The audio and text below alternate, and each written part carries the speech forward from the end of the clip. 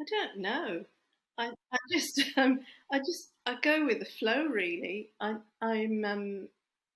have lists of stuff that I need to do, and what I do is at night, the things that I know need that are on my mind, I'll write them down and I'll chunk them.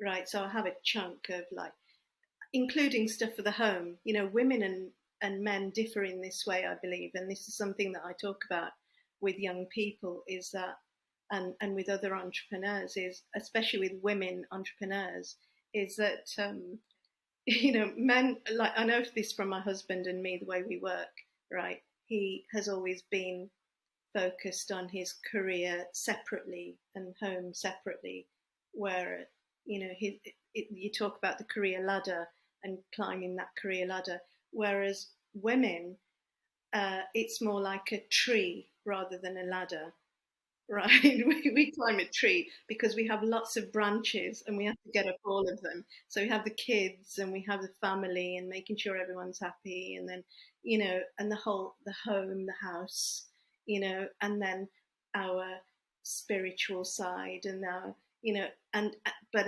it's all equally as important. It's not just about work. It's not just about income.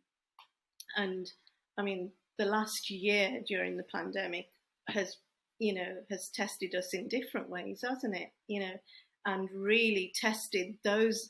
It's forced, like, those who are following their career ladder, like my husband, to embrace the other side at the same time because he was working from home, and create more of a kind of a balance. He's now like really into his gardening while he's working, and while doing his DIY and doing his other stuff that you know and I mean, there were times at the beginning in the first lockdown and the second lockdown where he would be watching me work and going from one thing to another thing to another thing to another thing, and he'd be just like, how the hell do you do that? Right.